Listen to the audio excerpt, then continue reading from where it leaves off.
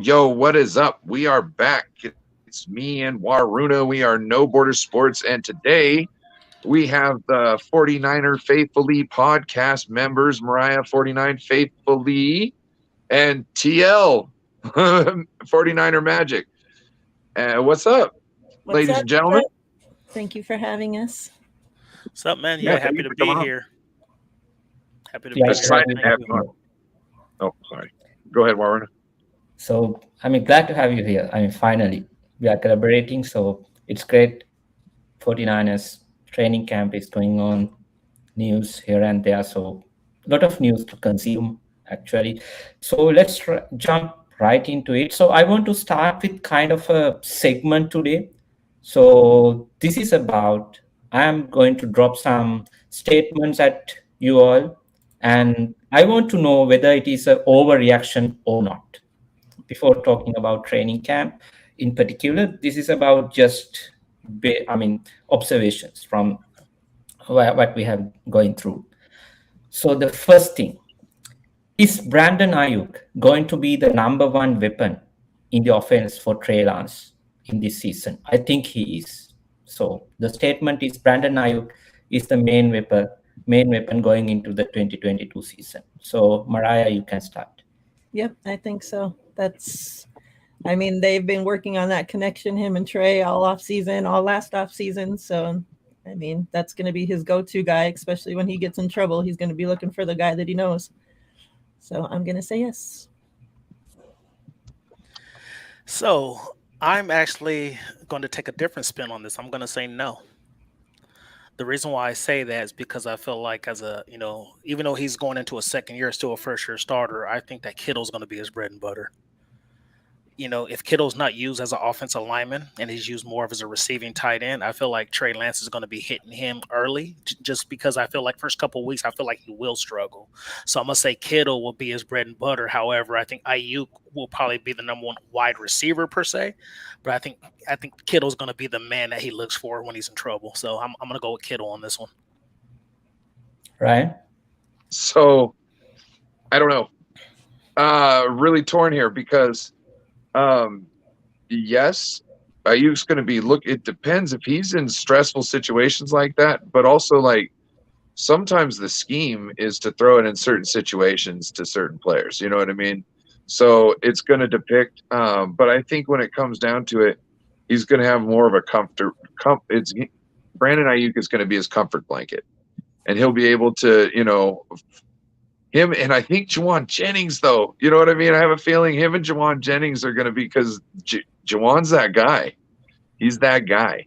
So no matter he's that guy. So I'm going to say yes, but I'm saying. So my opinion is still it's going to be Deebo.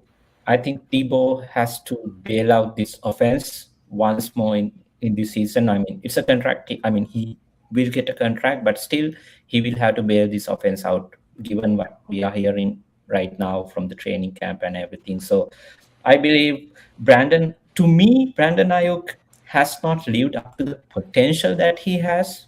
He has not proven it yet.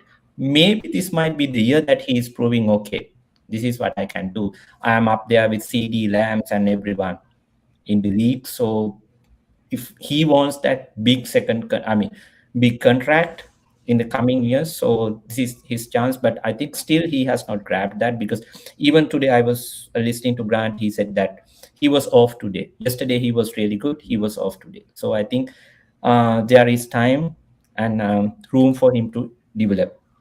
So moving on to the next statement. So I think this might be controversial to TL. George Kittle is on a decline. I want you to start on that.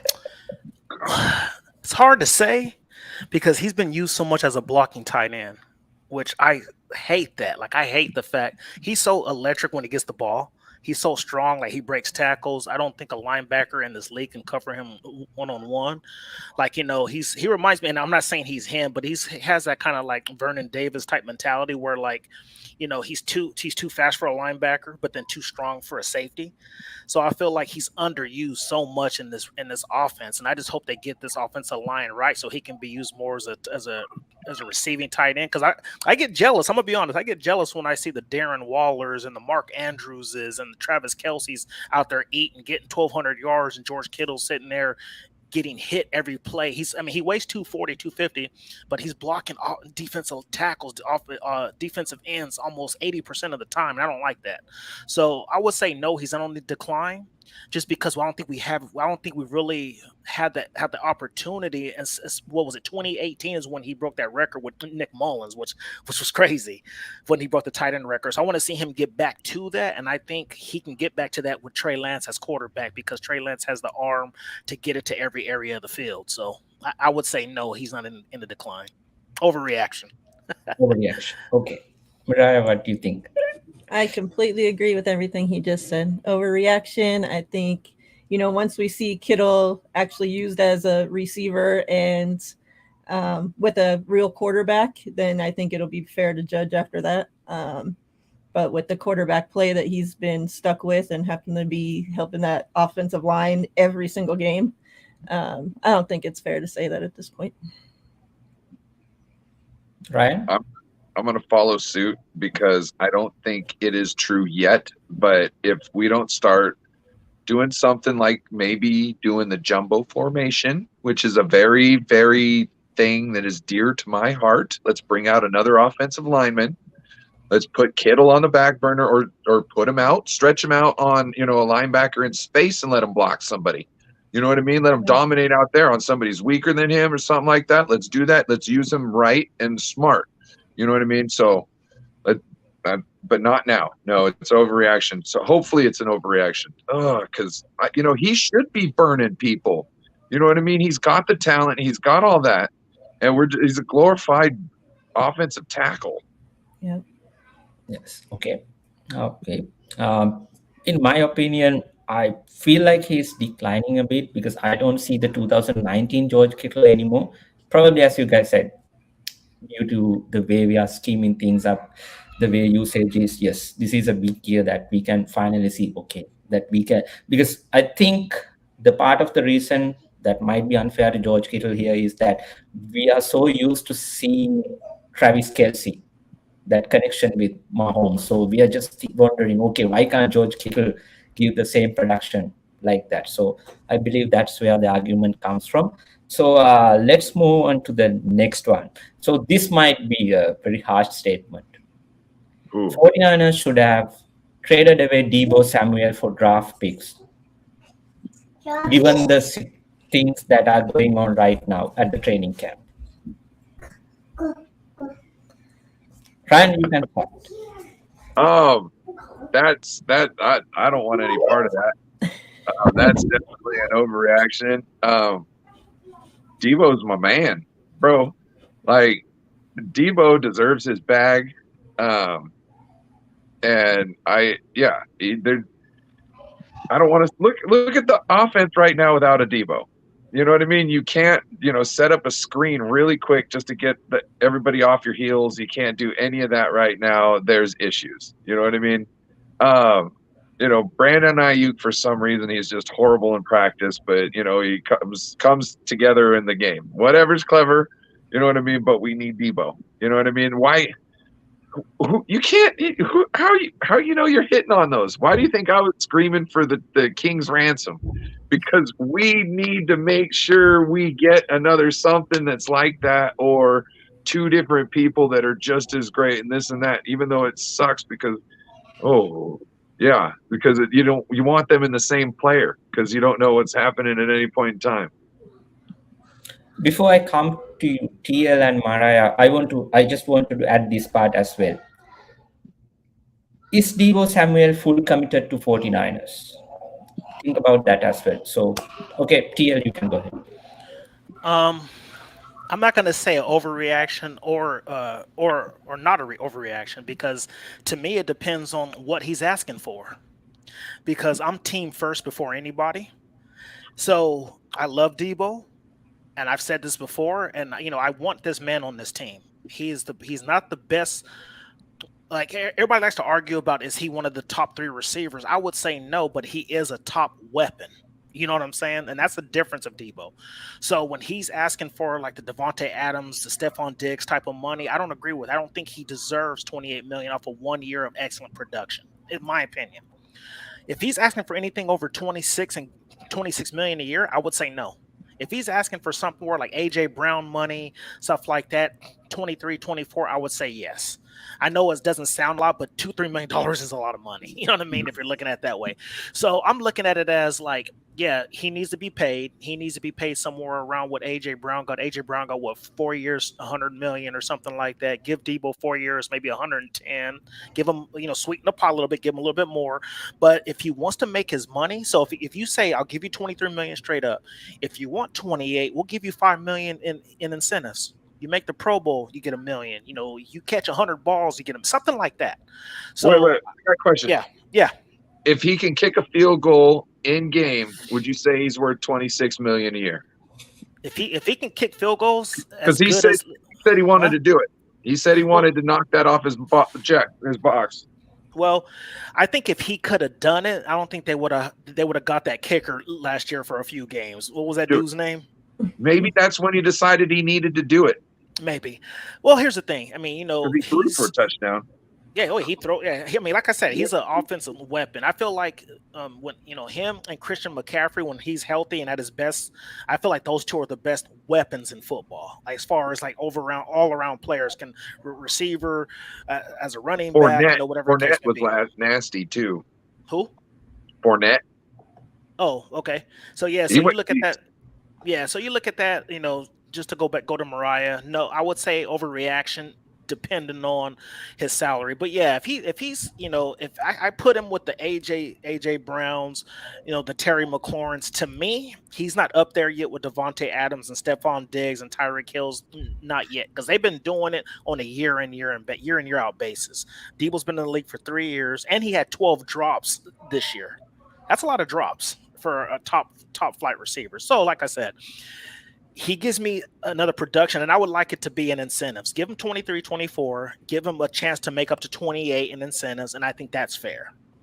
So that's how I feel about the Deebo situation. But like I said, I want this man on this team. You put him, Aiyuk, Juwan Jennings, and Kittle out there. You got it, Warren. Yeah, you put those 4 people. You put those 4 weapons out there with Elijah Mitchell. The offense can take off. This offense could be electric if you have Deebo in that lineup. So I don't feel like he should be traded, just because of the simple fact that he is our best weapon on the football field. So what's up, Hailey? Yeah, at the time that all that was going on, right before the draft and everything, my whole take on it was, pay him because he's a great weapon on the team. However, he asked for a trade. So I felt if he didn't want to be there, he didn't want to be on the team. Like, you could have went through all the contract negotiations like all the other wide receivers did without asking for a trade. The minute you ask for a trade, that's when things got weird to me. So I felt like the same, not keeping a boyfriend or a girlfriend that doesn't want to be with you, like they're telling you, I want to leave you, I don't want to be with you, and you're there. Or let's take a break. Take a break. Yeah. So it's like, if he wants to be there and he's committed to the 49ers, then yeah, pay him. But if you don't want to be there and he, is still asking for a trade and wants to be traded, then trade him. Don't keep players that don't want to be there. Yes, it's a fair point. And 2, remember the trade. He hasn't rescinded the trade yet. He still hasn't went to the front office and said, you know what, I don't want to be traded. I want to be here. He has not done that yet. So I think if they were to say, hey, I'm going to trade you to so-and-so, he would take it. I think and I don't blame him. He's looking out for himself. He wants to, set up his family for the future. I get it. That's why I said I'm team first. So I'm kind of with Miriah on that. If he wants to be gone, you can sit there and tell your girlfriend, your wife, hey, let's go to counseling, let's do this. But if they're ultimately just saying, I don't want to be with you, then it's kind of hard to keep somebody who doesn't want to be kept. You know what I'm saying? So the only reason that I'm still trying to figure it out, maybe it might come out later. the reason behind Deebo's trade request, other than the money or the usage, because you have a fairly good environment, a winning culture in San Francisco. I mean, you have a bunch of guys who are willing to fight for each other, even things are going really bad. Because last year we were 3-5, so miraculously we came back to the NFC Championship game with everything going on.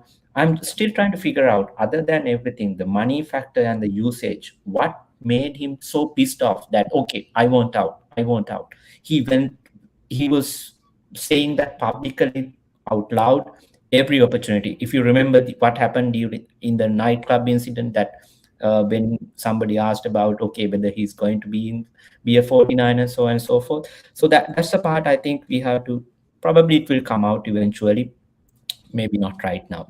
So that's about Deebo. So the next overreaction is the 49er defense is going to be the best defense in football 2022. Mariah, you can start. I think they will be. If not the number one, they're at least, top 1, 2, 3, one of those. I think up to this point, and that's if they can stay healthy, of course. I think this is the best the defense has been on paper. We actually have corners and, from front to back, the defense is stacked. So, on paper, I'm thinking this is the best defense has looked. So I'm going to say yes. TL?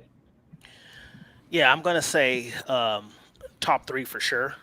And we were on Dion's show, Niner Gang podcast, and I said if Javon Kinlaw is healthy, and if he can eat up that middle and stop the run and eat up two blockers and leave, Nick Bosa and whoever's playing the Leo on single coverage, it's over with.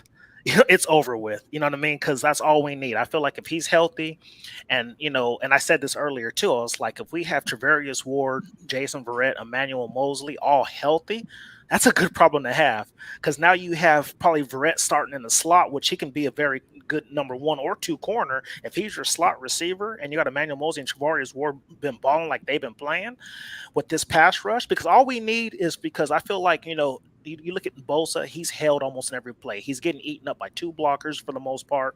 But if Kinlaw, with Armstead and Kinlaw being inside, you can't just do that to Bosa. So as long as as long as Kinlaw's healthy and we get the Leo to step up, whether it's Kamiko Ture, Hyder, Drake Jackson, whoever it is, Ebocom, and they can get us anywhere between 8 to 12 sacks, I think this defense is top 3, no doubt. This is the best, like Mariah, this is the best we've been on paper in a long time. And I think it could be better overall than 2019. It excites me kind of like the defense we had when we had like Justin Smith and Deshaun Goldson and Whitner. And that's the vibes it's giving me right now. Ryan? So barring injuries, yeah, this is not an overreaction. This is totally legitimate. You're talking about what have the Niners been known for the last couple of years? It's that defensive line. They're going to maul you. Then it was like, oh, look at the linebackers. Every linebacker's a stud. Okay, now this year it's the secondary. Now we got the secondary. It's a complete package. You know what I'm saying? Like there's nothing. Okay, so you might have maybe an issue in slot. Okay. So we've got almost every. You might have a slot and maybe let's see, strong safety, right? But if you look at things, strong safety would kind of be helping out another person, right? And that person would be one of the people that really doesn't need help. Mosley, Travarius Ward, and then Jimmy Ward would be coming up and probably helping in the slot. You know what I mean? So whoever's in the slot, that shit's handled. And you might have a rotational player on the defensive line that is not up to par with maybe everybody on the defensive line, but that's not going to be throughout the game. I mean, this defense is teams, I'm telling you, offenses that have got the 49ers on their schedule should be shaking in their boots. And if they aren't, they don't know what the hell they're looking at, because these guys are coming to play football, and it's like they piss excellence. You know what I mean? And it's like all these guys are, and it's not because it just happens. It's because of what they do to prepare and how they perform. You know what I mean? It's nothing about just it's all about how they go about their daily, and this is what we got. And it's hard to beat it when you've got the players that are locked in, and that's how they got there, by being so disciplined and perfectionist and about their craft. Yes. So why I thought about is, other than the players, as you guys said, Deebo Samuel, his second season as the defensive coordinator, he had a full season. I mean, he struggled early. I mean, we all remember what happened during the Green Bay game and other games at the very beginning of the season. But now, what he has done with this defense, and we have improved special teams as well. So that will give us more advantage. So that's why I thought, other than the players, even, I mean, today we heard about Eric Armstead. Probably he's having the MCL tier. They say knee injury is not serious, but he has something it will A sprain. yes, A sprain, I believe. Sprained MCL, yeah. Yes, so it will take multiple weeks, but still I think we are in a good shape due to the coaching, not just Deebo Samuel, Chris Kosrick, and everyone. So that's why I think we have the edge to be the number one defense in football. Can I poll these guys real quick? How would you go about this Eric Armstead injury business? Would you just sit him until it's like, yeah, you're 100%, bro? Like, there's no need to rush back, is there? No need to rush. No, like you could almost pup him. You could almost pup him for like 6 weeks. Give him a good rest. Make sure he's nice and healthy and fresh, and just go into later season, maybe even a deep run into the playoffs, and being just a monster. Like, he's just he could be playing the Super Bowl like, hey, this is week 17, baby. You know what I mean?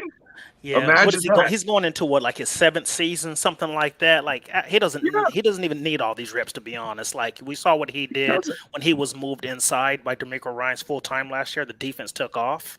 So I think, just keep him on, he can go out there, he can stretch and do all this other stuff. But as far as putting him on the field with pads, I wouldn't even worry about it. Give people like Hassan Ridgeway and Charles Omenihu more reps. You know what I mean? Robert Kindici, all these guys they have who probably ain't going to make the team anyway, besides Omenihu and them. But yeah, I mean, I feel like it's more reps for other players. I feel like, and they said, I think Grant and I think Marco might have said that Omenihu was taking the place of Eric Armstead today. So yeah, give him all the reps. And Eric hasn't been injured much in his career. You know what I mean? And so might as well, nurse this one, because you've also got a nice contract with him. You know what I'm saying? And you want to, let him play out that contract and not have to, pay somebody just to be injured like a D Ford. You know what I mean? And collectively, it's a great unit, because I don't think the defensive lineman or the front seven has to do more work because the safeties are bad or the corners are bad, because collectively this unit is really good. So they don't have to overcompensate to just cover up for other weaknesses. So that's why I believe we are in a really good position. Runa, before you go on, I was going to say too, to add to what you were saying about the defense, and you guys all know as well as I know, your secondary is only as good as your pass rush.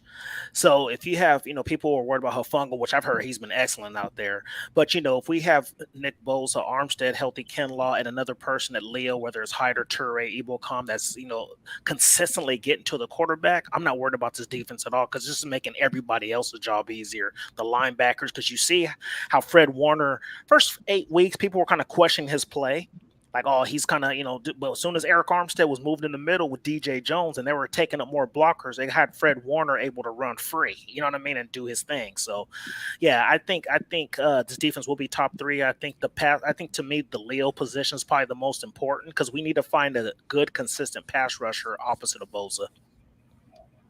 It's that the anvil and the hammer. You know what I mean? Like the sickle and the hammer. You know what I mean? You got to have something on the other side to push, because it's going to be fleeing from somebody. It's probably Bosa. You got to have somebody there to meet him to catch him. So I have one follow-up question to Miriah.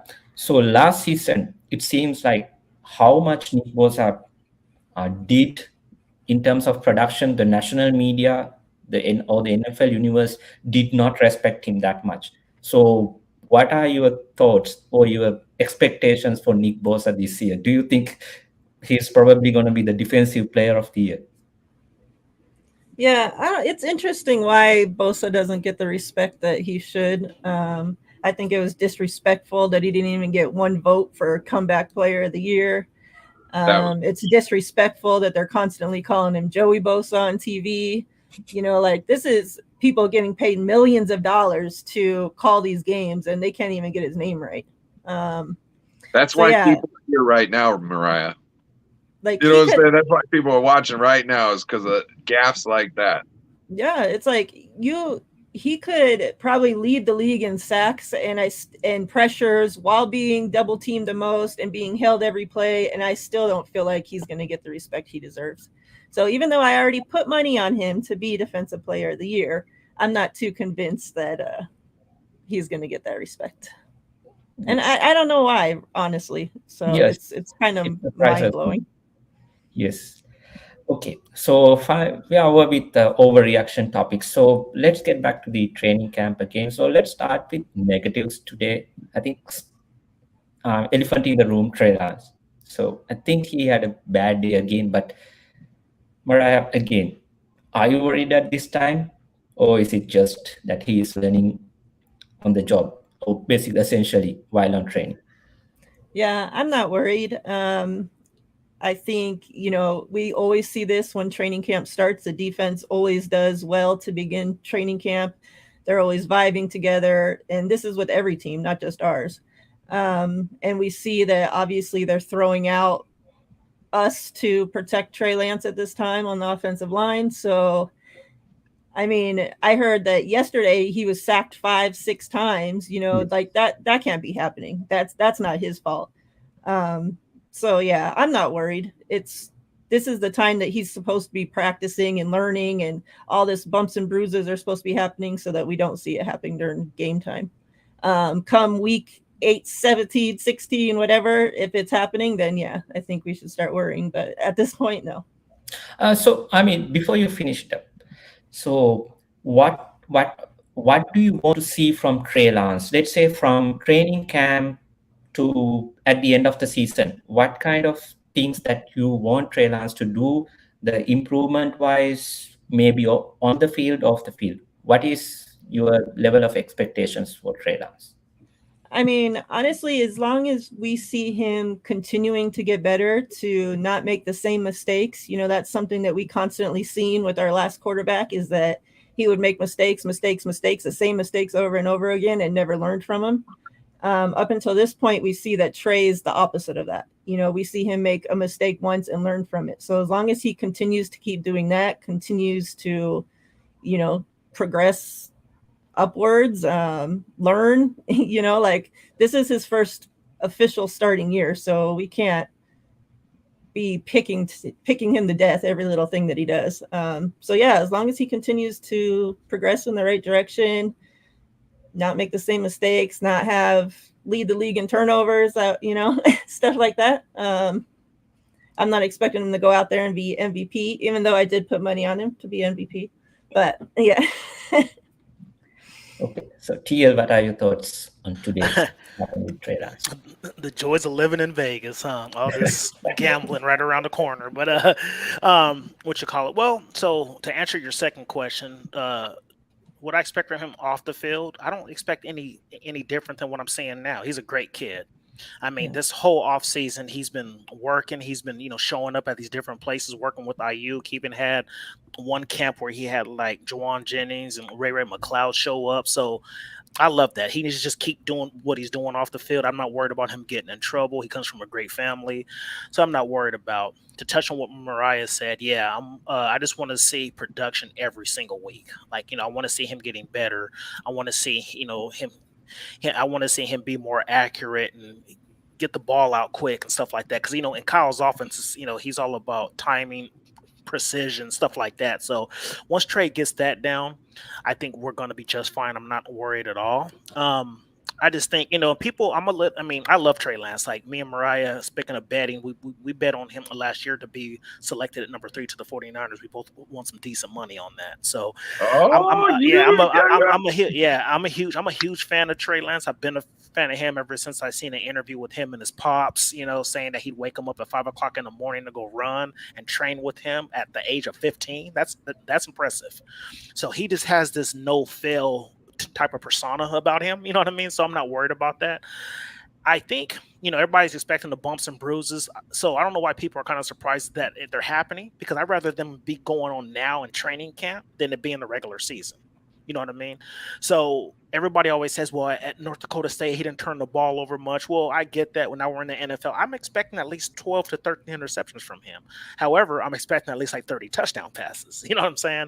So yeah, we're gonna see the mistakes. We're gonna probably, like I said in the beginning of the show, I expect to see some struggles until about week 6 or 7. I still think we're gonna win the games, but I think it's gonna be a lot of what we're seeing from our last quarterback, to be honest, where it's like, oh man, why did you do that? This and that. But I expect that out of somebody going into their first year as a starter.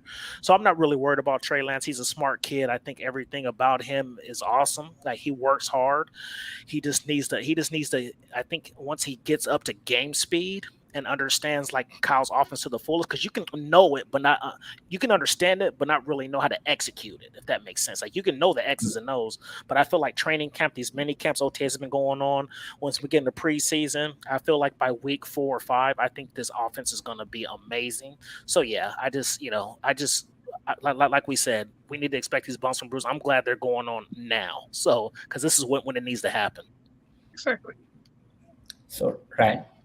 I don't really. The negatives would probably not just.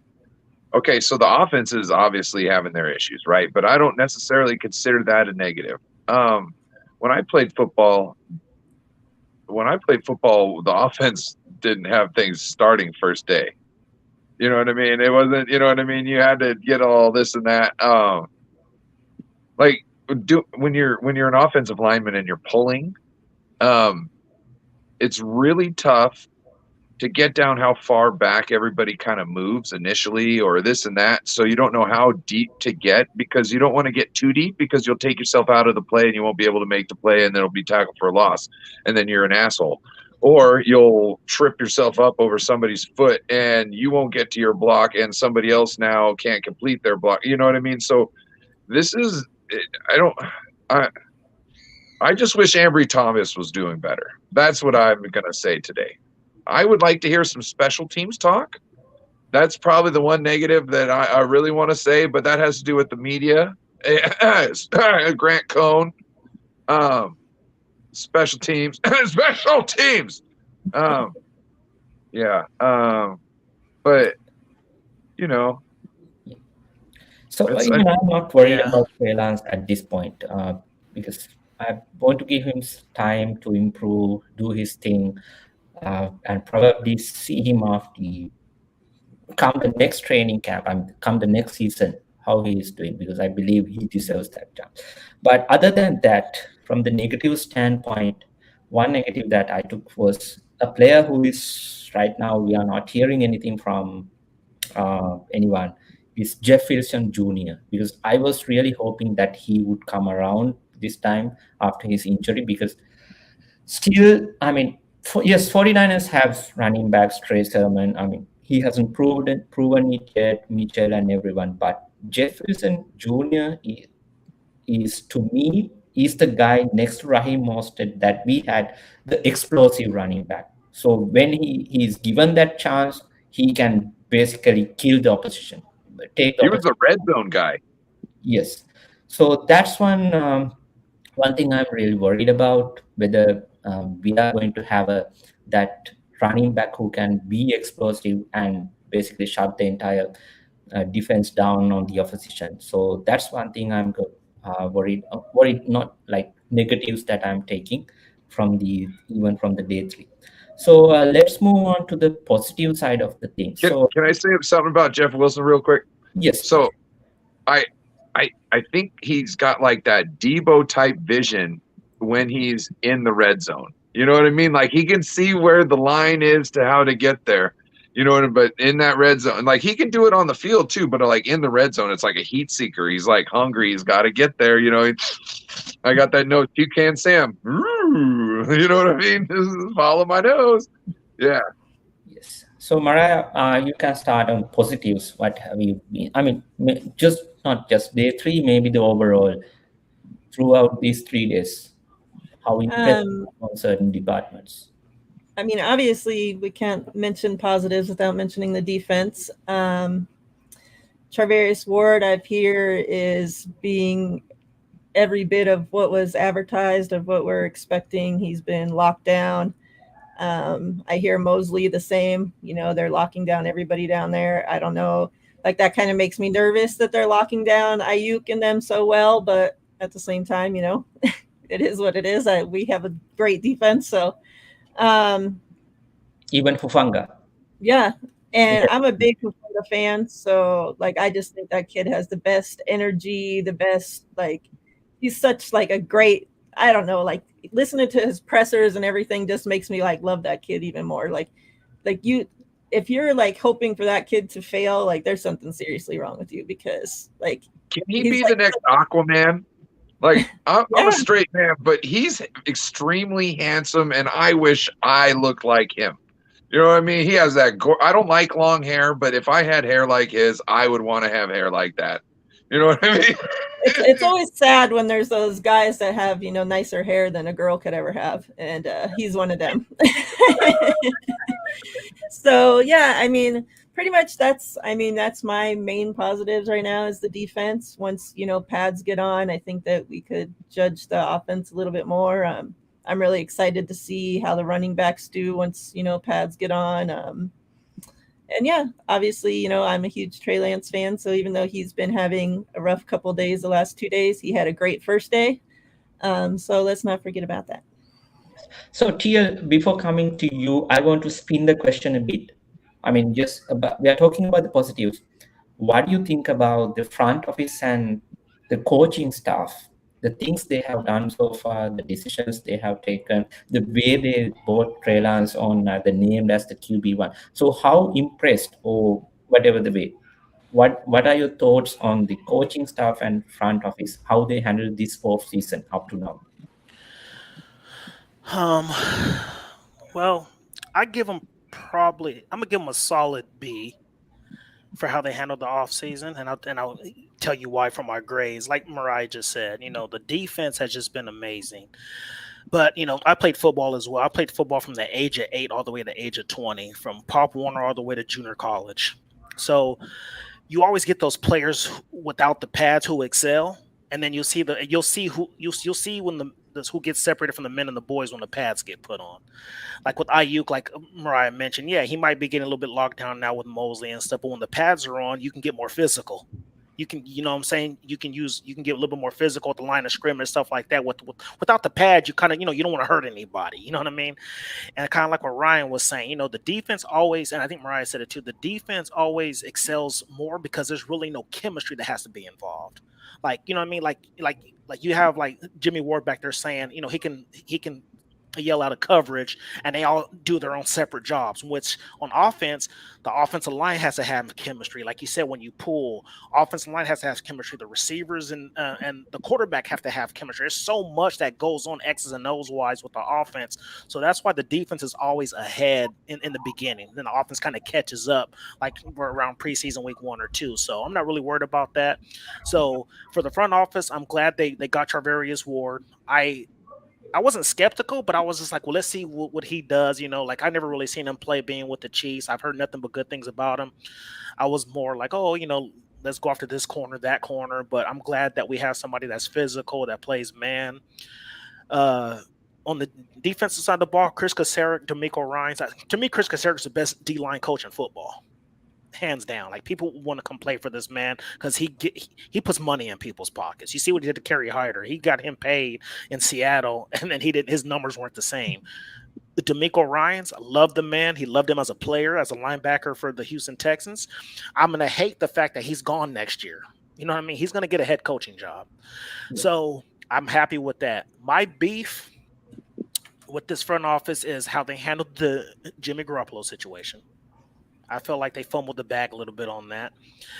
And two, offensive line, which I mentioned before we started the show. I feel like with Jimmy, he had yes, we had our struggles with Mike McGlinchey getting hurt, but I mean, you had Trent Williams, Laken Tomlinson, who's a Pro Bowler, and Alex Mack, who's a Pro Bowler.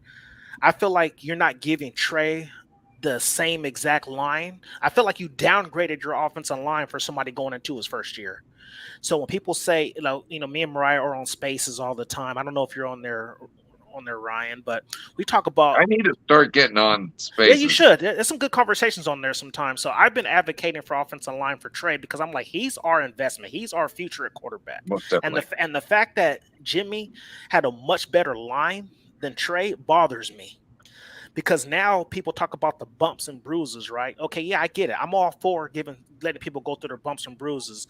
But you have a quarterback going through his bumps and bruises, and you're going to have offensive linemen going through theirs. That's a problem to me. That's a problem. Now you might have Aaron Banks having his quarterback's going to get more bumps and bruises than the lineman. That's what I'm saying. So I've heard some good stuff about Aaron Banks, but then at the same time, he hasn't played in a real game in the NFL yet. He hasn't had the speed. So if he's a starter and you've got Spencer Burford, let's just say he's a starter, and Jake Brendel, you have 3 new starters on that offensive line with no continuity, and you have Trey Lance. So you're having 4 new starters on offense. That to me is a problem. I feel like they should have. I understand they love their D linemen, but 18, 19 defensive linemen under contract to me is excessive. I would have, if it was me, I would have spent more time of trying to bring in more veteran offensive linemen to compete. So at least they have game experience. So there's less bumps and bruises because we're already going to probably see enough with Trey. So that's my issue. So that's why I give him a B minus, because I feel like offensive line should have been more of a priority for this team, especially center, because you guys both know Kyle has never really started a center he's not familiar with. When he first got there, Weston Richburg, he went and got him. As soon as we lost him, he went and got Alex Mack. Now you're having a Jake Brendel who has no game experience, starting with a quarterback who has minimal game experience. That's to me is an issue. So that's what I'm gonna say, Waruna. So, but yeah, that's my issue with this front office right now is offensive line. But my positive, like I said, is the defense. I heard that Nick Bosa is looking unstoppable. Offensive line, like Miriah said, Trey getting sacked five or six times yesterday. I'm not cool with that. We need to clean that up. And why is Jake Brendel hurt? Because I don't understand why Daniel Brunskill's getting all the snaps at center. That doesn't make any sense to me. It was Brendel, then it was Brunskill, and then it was Brendel again today. They're going every other day at this point. So Brunskill was a center. So Brunskill was a center when Trey Lance got sacked 5 times. Yeah, yep. See. And he fumbled the snap. Yeah. Okay, yeah. See, that's an issue for me. So my positives is essentially the whole camp. So obviously defense is on fire. That's great. The reason offense is having issues. Okay, great. So Trey Lance, did he have a worse day than yesterday? I don't think he got sacked as many times. You know what I mean? So it seems like and I think his completion rate was, even though he had thrown the sacks, right? So he has less concession rate, but this and that. It seems like he was not getting sacked as much. So he was moving outside the pocket. He was trying to figure out how to make things work. That's exactly what I want. He's got baptism of fire when nobody can hit him. You know what I'm saying? This is exactly what I want right now. You know how much this is going to pay off later? Hopefully it does. You know what I'm saying? Or I can't count the eggs yet, but what I'm saying is this is the type of thing that helps him later, so he doesn't have this in the middle of the season. He's already seeing like playoff defense in their best form right now, day 3 in training camp. You know what I'm saying? So I'm excited. I'm excited to see how it goes. I think yes, there was some positivities today. He's working. He's got a shit line. What are you gonna do with a shit line? You're gonna have a shit stat day. You know what I mean? But if you can look and see how maybe, I don't know. And look also, to say that, let's say 6 and 10 and this and that, is is with this defense. Now, this could even be said for Jimmy G. Okay, this could even be said for Jimmy G in his practice stats. Is he trying? He's got nothing. He's just, you can't throw it incomplete. You know, you can't throw it out of bounds because that is practice. You should be shot. Well, that's two words. You should be sat on the sidelines for throwing it out of bounds in this situation. No, you should try and figure out how to not throw an interception, but try and make it so the wide receiver can make a play. And I don't know if every single one of these was a play like that. You know what I mean? I heard, he had a duck that went sideways like that. Grant seemed to say that it might have just been, some kind of weird thing, this and that. But also, he threw a bad pass earlier, and then he came right back to try and do almost the same thing, and it was a better pass. I love it. Love it. Positives. Yes. To me, the best thing out of this up to now is that now we have very little amount of distractions, because last year's training camp throughout the season, it was this continuous argument, the rabbit hole, Jimmy G, Trey Lance, so then our defensive backs. But this year it seems like, yes, we have this offensive line and everything, but very little distractions, so the team can focus on moving forward. Finally, we have some closure. It's not the proper closure yet until Jimmy G is on the team, but still now we know the future, the direction that we are heading. So that's a good thing. So that's a positive that I'm taking out up to this point. So let's move on to the last topic of the day. Miriah, you can start. Jimmy G. So what would happen? Do you think he will still be there at the season starts? Probably they might be thinking about trading him to a team that is really in the need of quarterback. So what are your predictions? I definitely don't think he'll be on the team come week 1. I think if he's not traded by then, he will be cut. I think that, they'll wait to the very last minute to cut him so that he can't go up to Seattle and start right away, or, so yeah, but, obviously, like we've been talking about, we're in Vegas and the betting lines are showing that he's going to be a New York Giant, which I think is interesting. And, once I started looking at the teams that Vegas has, at the top of the list where he's going to go, some were starting to make sense. I thought for sure he would probably end up on the Browns if Watson got suspended, but, then they fill that spot. Now they have enough quarterbacks, so they don't need him. So at that point, I was kind of like down, like, okay, where are we going to trade him now? They're just running out of spots. But I think it's still a possibility he does get traded. You see some quarterbacks around the league struggling at this point. So yeah, and if not, he gets cut. But I don't think he'll be on the team come week 1. TL, what do you think?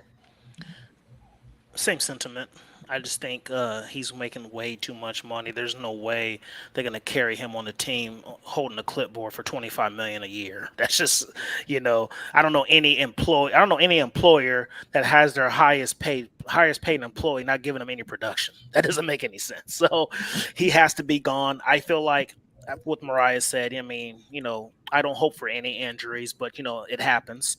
So I think they're going to sit there and wait, hold them until the last minute, and think like, if there's an injury at one of these camps, you're already seeing people getting carted off the field and stuff like that. So if you see something with the quarterback, and then they say something might get desperate and say, hey, look, I really need a quarterback. I'll give you a fourth for him, whatever the case may be, and take it. So I think August 31st is the 53-man cutoff. So that's when I expect him to be on his team at most. He'll be here until it's time to cut 53-man, because as you all know, if he's on the roster week 1, his money's guaranteed. So he's gone August 31st at the worst, but they could get a trade. I just hope that if they get offered like a 6th round pick or something, just take it. Like, don't play any games. Just take the pick. You guys have had success on day 3 with the Hufungas, the Kittles, the DJ Joneses, Elijah Mitchell. So, that's been your bread and butter. You know what I mean? So if you can get a 5th or 6th, just take it. And if you want to sweeten the pot, tell them, hey, you give me a 5th, but if he starts 12 games, you give me a 4th. Have it go up, as kind of like we did with the Alex Smith trade when we traded him for 2 seconds. You remember that? We got the 2nd, and then the following year, it was a fourth, but he took him to the playoffs, all this stuff. So then we end up getting 2 second-round picks for him. So something like that. But yeah, August 31st, he's not going to be on this team. I don't have any. I don't think he has any trade value because of his salary, and the Niners will be dumb to say, well, if you give me a third, I'll eat $10 million, because then you should have just cut him and got the 7.5 off your books instead of paying more. You know what I mean? So real quick before you go, if he is on this team starting week 1 and we owe him that money, somebody deserves to get fired. Let's just say that. Yes, totally agree with that. Ryan, what do you think? Oh, you know what I think? I got the sign. What I want to just talk on real quick is why would Jimmy want to go to the Seahawks? Seahawks are sitting a whole bunch of draft capital going into next year, being able to spring for their next QB long time. And he's got to sit now with the 49ers in his division now 2 times a year, and they know everything about him. You remember that bowling thing where the guy, wins and he says, what is it? He says, it was me, you knew this was me the whole time or something. I can't remember. I could. It's a great quote, but that's Jimmy. We know who Jimmy is. We know everything about Jimmy. Like in the defense even more so to the point where they can tell anybody that steps on the team. I don't think Jimmy wants to go to Seattle because I think he would live. It would kill any short chances of him being a starter anywhere else ever again, because it would just exploit everything. You're talking about Rams too. Everybody already knows him, and now he doesn't have and Kyle Bobby Wagner's there too, who knows him. See what I'm saying? And he doesn't have Kyle Shanahan to help him anymore. No, he's going somewhere else. The reason why I think it's the Giants is because Jim Moore is an idiot. And any GM that gets hired there after about a month knows he's got a golden ticket for at least 3 or 4 years, and he could just do whatever the hell he wants. And he just hires yes men, and then, to kiss his ass. And so someone like that, they can't make good decisions. And Jimmy G is proven, and he's got all these things. And the Giants always want to spend money to try and get things that they can't have. And because, like I said, Jim Mora is an idiot. So that's Jimmy G timeline. Yeah. Or Runa, what I will say, my dark horse team for him, I don't think he gets traded. I think he gets cut. My dark horse team for him, the Chicago Bears. Because one, and I know, remember, this is a business. You're all about your money, stuff like that. He's from there. He can sit there, be the backup. You can put a few butts in the seats. That team is going to be terrible. Like we were talking about this on the show. They're starting receivers right now are Darnell Mooney, N'Keal Harry, and their slot is Dante Pettis. So imagine 49er defense versus Chicago Bears offense week 1. That would be terrible. That's a terrible matchup. I feel bad for Justin Fields in that game, honestly. I seriously hope he doesn't get hurt because that team around him's awful. Like they're doing him so dirty up there. And I don't want him to get hurt because I really want him to be a good quarterback because I think he can be. I think he's got the ticket. I don't think everything's there yet. I think he just needs to. If he was as passionate about learning like I got out of Trey, that man would be dangerous. Back up to Justin Fields. I want you to finish what you were bringing up, the argument. Yes, please go ahead. Oh no! I was just saying, like I just think that's just a dark horse team. I don't even know who Justin Fields' backup is, to be honest. Yes. I don't even know who he is. So I think that would be a good spot for him to sit, just in case there's an injury to Justin Fields. Like we said, that team is horrible. So I just think that somebody like them would pick him up just for those purposes of him being a veteran. Can help Justin Fields out if need be. And then 2, if he gets hurt, he can step in. And like I said, he's from there. So it's just a little bit more incentives to get a couple more fans in the building because I expect like a 4-13 record from that team. That team is horrendous. Yes, that team is horrendous. I mean, even I'll agree with you on Jimmy G timeline. I think he gets cut more than his chance of getting traded. So I believe this is our show, Ryan, so you can wrap up. So we had a great discussion today with the chat and everything involved. So yeah, I want to thank everybody in the chat first and foremost for coming in and speaking their mind. Really appreciated it. I want to thank second most Miriah and TL for showing up today. I had a great time. I wish we could have spoke for longer. I mean, I think we really gelled. We should probably try and make this something. You know what I mean? Because I think we got a good crew here. Yeah. But yeah, if you guys will stay a little bit, I'd like to talk to you about something. But other than that, I want to thank everybody else. Waruna, thank you. You're always such a great host, my co-host. You know what I'm saying? He does a great job. I really appreciate him. And yeah, everybody have a wonderful evening. And with that, And I hope you have put the links to their links show. are in the description. Sorry. The links for your guys' Twitter and your YouTube are in the. Go give them a shout out. Sorry, go give them a sub and a follow. All that good stuff. We'll be back at you. Thank you, guys.